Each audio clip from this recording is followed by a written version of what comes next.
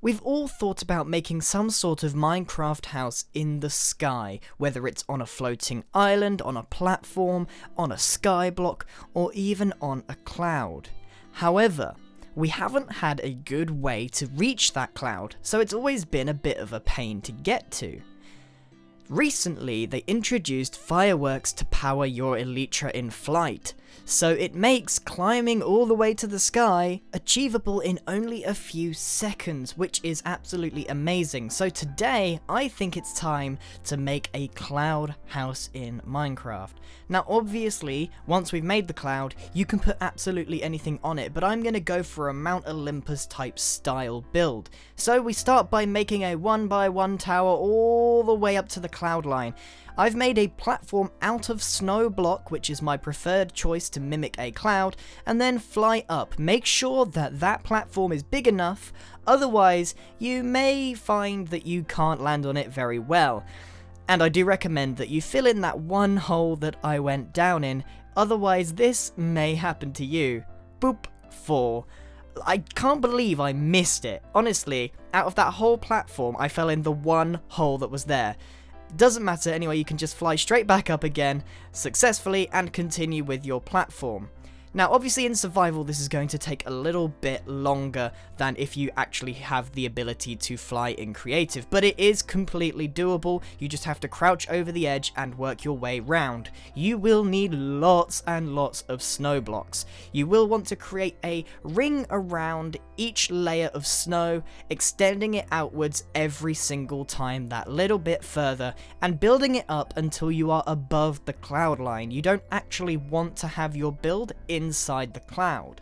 So it's only a few blocks deep, and it mimics the cloud line completely so that it integrates really well. Once you've got your surface to work with, this is where we're going to build our house. This is a relatively small cloud, and like I said, it's situated just in that cloud line. It's very important that you get that right, because if you don't, you could end up with clouds passing through your house non-stop, and it can be very annoying to see where you are or what you're doing. Anyway, let's move back onto the house.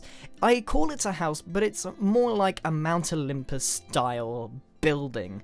So what we're going to do is a circle in the center, or roughly the center of the cloud. You will notice that the cloud itself is not a circle, it is intentionally imperfect to make it so it doesn't look like a UFO. So anyway, back to the building. It has a radius of about 6 blocks. This is quite a small one, and this is the smallest I would go to make it work. In fact, I would have made it a lot bigger, both the cloud and the build, but that depends on your resources and time.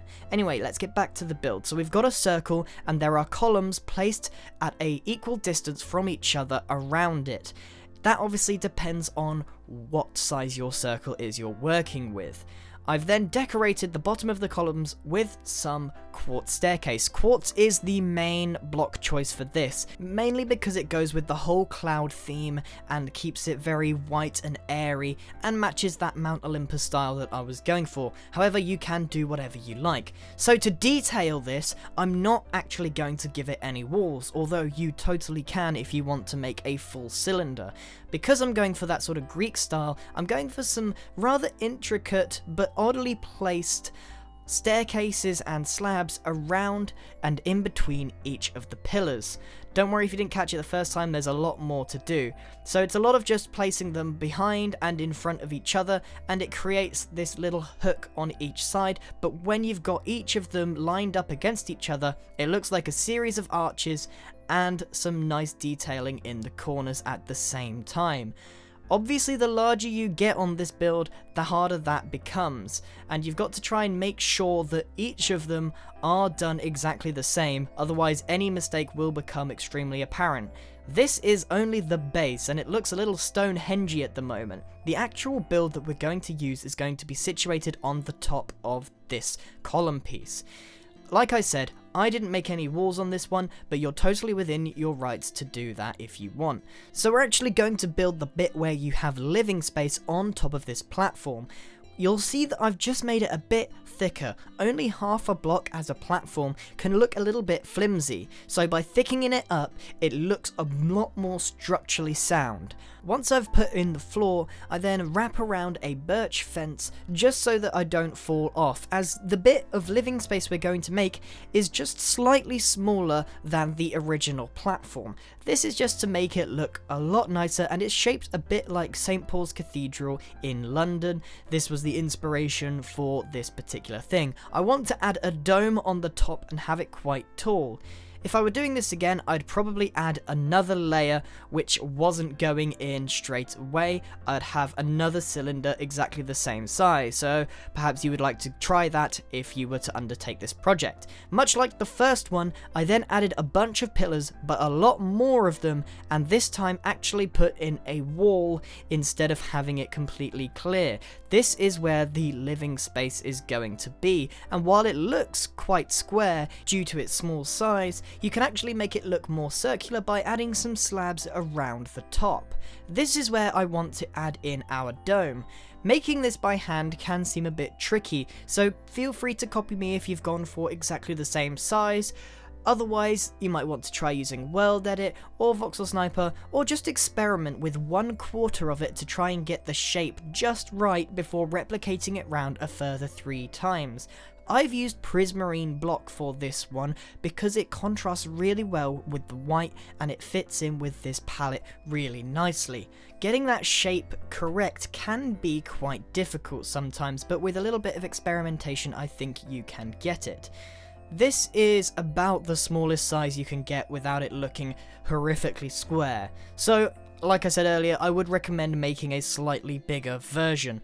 But this is the highlight of the build, the top of this. This is what's going to make it symbolize that Greek style / a little bit of London in it as well. What we're going to do to make this taller is add 4 bits of quartz that are going to meet up at the top, where we're going to make a little spire as well. So we want to keep those 4 bits just over the top of the prismarine, not sticking out too far as to intrude the shape of our dome. Once we've got that, which is a fairly easy bit to do, we're going to add a nice little spike to give it some height on the top of the dome. Just some more simple quartz pillars will do just fine here, and I even added a little bit more prismarine to give it almost a second dome shape, although that is very, very small. The extra bit of colour works very nicely. So as you can see, we've got our basic shape on top of the cloud. You may notice what I said earlier about if I was to do it again, I'd perhaps make it a bit taller. Underneath, I'm going to add a quick spiral staircase as to get up into the livable area upstairs. So it's just a simple slab staircase around a single pillar. You can even make them just 1 block thick, something very easy to use, and will give you lots of space to work with upstairs. So as you can see, we've pretty much got the basis of this build done. And as I said at the beginning of the video, this is just a concept design using some of the blocks that I would use. So we can add some windows on this just to make it seem a bit better and add a little colour with some stained glass panes. Obviously you can build anything you like, just use the snow cloud idea at the right level and everything will be alright. But we can expand this even further. We can turn this into a haven. We don't even have to go down to the surface that often if we come prepared. If we add plenty of these grass patches, we can farm effectively, we can add trees, we can make a whole heap of stuff. And if you even made this in a biome where it snows, you could then harvest that snow to expand your cloud. And if you run out of snow, perhaps you could go and get cobblestone and make the interior out of cobblestone just to give you a solid base and then cover it with snow later on. As long as you've got enough snow, I think you can make a really good opportunity out of this design. In fact, you could have a nether portal which takes you directly to the nether to collect all your quartz, so you don't even have to go down to the surface at all. And one of the other benefits of a build like this is you're so inaccessible to everyone else, so if you're on a survival server, people are maybe going to miss it or be intrigued by what's up there. You could take this even further by adding loads of bridges and slightly smaller clouds, or even same sized clouds. You could make an entire cloud city. Here's an example of the bridge made by Pearlescent Moon, who helped me extend all of these little clouds out. Again, it's using birch wood and quartz as our main blocks for this to keep it all in the same style. style. You can go nuts with this. You could have bridge after cloud after bridge after cloud, and it could extend almost indefinitely, especially if you had access to lots of snow to continue the progression all the way round. I've even got a launch pad over there. You can see that there's a red cross where you can land in on your elytra powered by the fireworks. Anyway, that's it for today's video. I hope you enjoyed this concept, and I'd love to see what you guys build and come up with in the end. Thank you very much for watching. Goodbye!